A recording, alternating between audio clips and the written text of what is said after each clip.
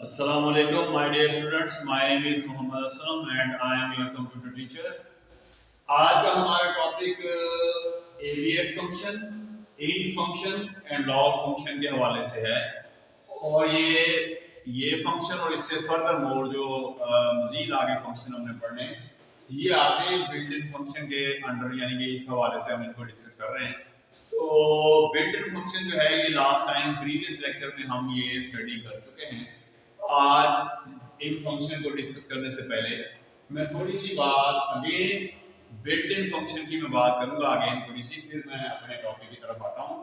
तो built in function के हवाले से मैंने आपको ये बात हम कर चुके हैं कि बिल्ट इन फंक्शन जो है जब हम कोई लैंग्वेज चूज करते हैं स्टडी करने के लिए, उसको हम इंस्टॉल करते हैं, उसको हम लर्न करते हैं और लर्न करने के बाद जब हम उसको सीख जाते हैं 6 महीने में, साल में, जब हम किसी लैंग्वेज के ऊपर अबूर हासिल कर लेते हैं, फिर उसके हम प्रोग्राम बनाते हैं जो कमर्शियल प्रोग्राम्स हैं।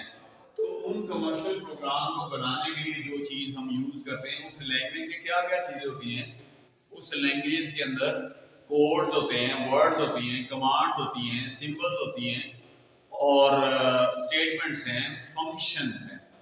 और यही हम बात कर रहे हैं आज फंक्शन की। तो ये फंक्शन जो हम स्टडी कर रहे हैं ये बिल्ट इन फंक्शन है। तो built in function basically is a part of a language, ये किसी प्रोग्रामिंग लैंग्वेज का हिस्सा होते हैं। ये प्रोग्रामिंग लैंग्वेज बनाने वाले जो डेवलपर्स हैं, developer of the language in functions को बनाते हैं। इन फंक्शन को रेडीमेड प्रोग्राम यानी रेडीमेड फंक्शन भी कहते हैं, यानी बने बनाए फंक्शन। और इनको यूज करने में हमें प्रॉब्लम नहीं होती, ये हमें आसानी पैदा करते हैं। That is why they are known as the readymade function. तो ये फंक्शन में ये होता है कि जस्ट आप इस फंक्शन का नाम लिखेंगे और आगे x name type any value, जब आप वैल्यू इसमें टाइप करते हैं तो इन फंक्शन के एग्जीक्यूट होने के बाद जो वैल्यू यहाँ आप पुट करेंगे उसका ये आंसर हमें दे देंगे। और जो भी फंक्शन का नाम होगा वही इसका काम होगा, इसलिए इनका नाम रखा गया है फंक्शन। तो built in function again please जरा देखिए 61 page number. Basically these are, ये निशान भी लगा लीजिए, बेसिकली दीज आर प्रोग्राम्स, ये छोटे छोटे प्रोग्राम्स हैं that have been written, जो लिखे जाते हैं by the developer of the language, जो जिसने लैंग्वेज डेवलप की उसने ये बनाया। मतलब मुख्तलिफ प्रोग्रामिंग लैंग्वेजेस जो है मुख्तलिफ कंपनीज बनाती हैं। मिसाल के तौर पे सी और C++ जो है बोरलैंड कंपनी ने बनाई। मिसाल के तौर पे जो विंडोज है, विंडोज फैमिली जितनी भी आप यूज कर रहे हैं ये माइक्रोसॉफ्ट कंपनी ने बनाई। तो इसी तरह देयर आर डिफरेंट कंपनीज जो प्रोग्राम या ऑपरेटिंग सिस्टम वगैरह को डेवलप करती हैं और इनको सेल आउट करते हैं और अर्निंग हासिल करती हैं। तो these functions developers of the language and have been incorporated in it, और इसके साथ ये बाइंड करके भेजे जाते हैं। और ये जब हम किसी लैंग्वेज को इंस्टॉल करते हैं तो ये भी साथ ही इंस्टॉल हो जाते हैं। These functions are known as a built in function. ये एक एमसीक्यू इंतहाई है हमारा है। इनको बिल्ट इन फंक्शन भी कहते हैं और स्टैंडर्ड फंक्शन भी कहते हैं और लाइब्रेरी फंक्शन भी कहते हैं और इंट्रिंसिक फंक्शन भी कहते हैं। ये चार नाम है इनके। और इनका एमसीक्यू 3 में आए तो ऑल पे निशान लगाना, दो नाम आए तो बोथ पे लगाना है, और कोई एक आए तो एक ही पे लगाना है। और इनके नाम लिखने के लिए भी पूछे जा सकते हैं कि right the built in function name, कि वो और किन नामों से हम उनको क्या नाम दे सकते हैं। तो इस हवाले से आप यहाँ calling name, library function, intrinsic functions, basic has many predefined function, यानी पहले से बने हुए कई फंक्शन बेसिक लैंग्वेज के अंदर हैं, built into the language, जो लैंग्वेज के अंदर बनाए गए हैं, that can be used by calling them. When you use these functions, so this means you are calling the function. जब मैं इस फंक्शन पे आऊंगा, when I am using this function, so this means I am calling this function, और मैं इसमें value put करूंगा और ये मुझे आंसर मुहैया करेगा। चलते हैं पहले फंक्शन की तरफ, that is the ABS function is a short question। इसकी डेफिनेशन आ सकती है, इसका सिंटैक्स आ सकता है, इसकी एग्जांपल आ सकती है। 3 शॉर्ट क्वेश्चन तो ये इसके हो गए। तो ABS mean this one is a short form of absolute। तो एब्सोल्यूट क्या है?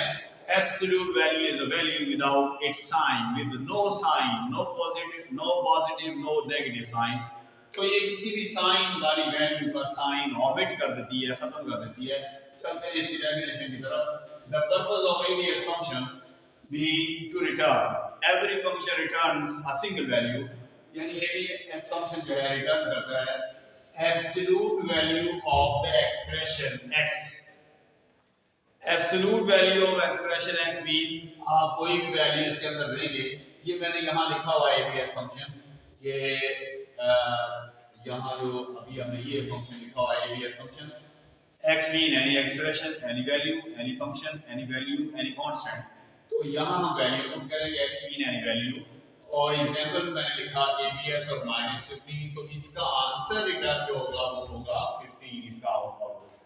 तो हमने नेगेटिव वैल्यू दी है, इसने पॉजिटिव में कन्वर्ट नहीं किया, इसने इसका साइन खत्म किया है, इसने इसका साइन खत्म कर दिया है।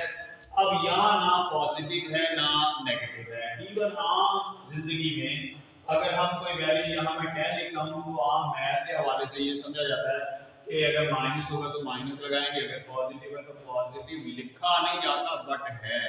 लेकिन इस फंक्शन के अंदर जो वैल्यू आप देंगे उसका ये साइन खत्म कर देता है, चाहे पॉजिटिव हो या नेगेटिव हो। तो इस हवाले से एबीएस फंक्शन की तरफ हम आते हैं। तो एबीएस फंक्शन पेज नंबर 61 के ऊपर, the purpose of ABS function is to return the absolute value of an expression. किसी भी दी हुई वैल्यू, एक्सप्रेशन में किसी दी हुई वैल्यू की वो की एब्सोल्यूट वैल्यू रिटर्न करता है। तो अब ये भी आपको मैं बता चुका हूँ कि एब्सोल्यूट वैल्यू क्या होती है, इसमें भी लिखा हुआ है that is the value without any sign, कोई साइन के बगैर। उसके बाद इसका ये इसको निशान लगा लें, इसकी ये 2 लाइनों की डेफिनेशन है, 2-3 लाइनों की ये जो पर्पस लिखा हुआ है। इसका आगे इसको सिंटैक्स भी कह सकते हैं और इसको हम फॉर्मेट भी कह सकते हैं, तो नो प्रॉब्लम। तो इसका तरीका क्या है? सिंटैक्स का पहले एबीएस लिखेंगे, फिर देन ब्रैकेट पैरेंथेसिस के अंदर कोई value mean x mean any value. और एग्जांपल देखिए प्लीज जरा, यहाँ हमने इसकी एग्जांपल दी है प्रिंट एबीएस -15, और इसलिए जब हम इसको आउटपुट आएगा तो वो ओनली 15 आएगा। चलते हैं नेक्स्ट फंक्शन की तरफ, दैट इज इंट फंक्शन। जैसे कि नाम से जाहिर है कि न्यूमेरिकल वैल्यू जो है विदाउट डेसिमल पोर्शन, यानी इशारे के बगैर वाली जो वैल्यू होती है उसको इंटीजर वैल्यू कहते हैं।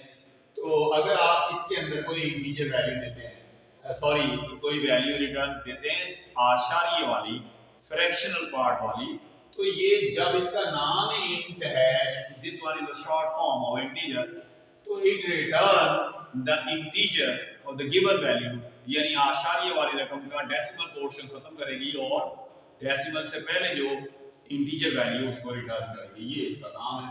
तो क्या करता है int function? Return the lowest integer less than और इक्वल टू x, यानी ये लोएस्ट वैल्यू यानी जितनी भी वैल्यू, ये राउंड नहीं करता।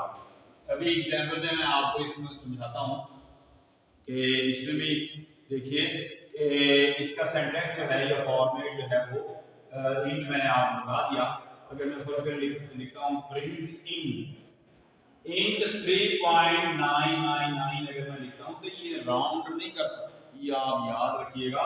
ये आंसर देगा आपको डेसिमल पोर्शन को ओमिट कर देगा और जवाब आएगा ओनली 3, ये इसका आंसर आएगा। यानी कि हमें इससे सरोकार नहीं कि आंसर क्या आएगा, आंसर कंप्यूटर हमें खुद कैलकुलेट करके देगा, हम कैलकुलेटर से नहीं कैलकुलेट करके देंगे, नहीं ये कंप्यूटर का काम है, ये काम हमें करके दे। तो हमने कंप्यूटर से काम लेना है और वैल्यू आउटपुट मैं आपको समझाने के लिए यहाँ लिखता हूँ ताकि आपको अच्छी तरह से समझ आ जाए। आप कोई भी वैल्यू देंगे, इसको प्रिंट इसलिए लगाएगा when this function is executed, तो जो भी आंसर आएगा प्रिंट स्टेटमेंट उसको प्रिंट कर देगी। तो इस हवाले से ये हम इसको कर चुके। इसका जो है ये भी 3 लाइनों में इसकी डेफिनेशन है, 1 लाइन का सिंटैक्स है और 1 लाइन की इसकी एग्जांपल है। आगे चलते हैं लॉग फंक्शन। लॉग फंक्शन जो है ये आप को पता है कि जो 9th और 10th में आपने पढ़ा कि लॉग हम मालूम करने के लिए एक टेबल होता है, तो वैल्यू लें, फिर टेबल में से उसकी वैल्यू फाइंड करें। तो आपके पास अगर कंप्यूटर है, बेसिक लैंग्वेज है या एक्सेल है, तो उसमें भी आप लॉग मालूम कर सकते हैं वेरी इजीली। तो इसकी डेफिनेशन देख लीजिए page number 64, to return the natural logarithm. Log in the basic is logarithm to base e equal to 2.718282. ये इसकी डेफिनेशन 2 लाइनों में आपने करनी है। हर फंक्शन की 3 चीजें समझनी बहुत जरूरी है। Definition, that is known as a purpose, syntax and example. तो डेफिनेशन ये आपने याद करनी है, होमवर्क में भी आपने ये लिखना है। और इसके नीचे लिखा फॉर्मेट log x, मैंने भी ऐसे लिखा फॉर्मेट log x। और उसके बाद आप कोई सी भी वैल्यू इसमें पुट कर दें। मिसाल के तौर पे आपने वैल्यू पुट की log 10, तो log 10 का आंसर जो है वो जो मर्जी आए हम आप यूज करके देख सकते हैं। लेकिन इसका आंसर भी मैंने लिखा 2.30 यानी 2.302585, ये इसका आंसर इस हवाले से। तो आपने पेज नंबर 64 पे लॉग की ये जो टू रिटर्न नेचुरल लॉगरिथम इसका और इसकी तारीफ 2 लाइनों में दी हुई है। एक लाइन में इसका सिंटैक्स है, एक लाइन में इसकी एग्जांपल है। आपने ये होमवर्क भी करना है, आपने इसको लर्न करके भी आना है। जब स्कूल ओपन होंगे तो आपका होमवर्क चेक किया जाएगा। मुझे उम्मीद है आज का टॉपिक आपको समझ आया होगा। इसके बावजूद अगर कोई प्रॉब्लम हो तो आप मुझे क्वेश्चन कर सकते हैं बाय यूजिंग कॉल और व्हाट्सएप। बहुत शुक्रिया, वस्सलाम।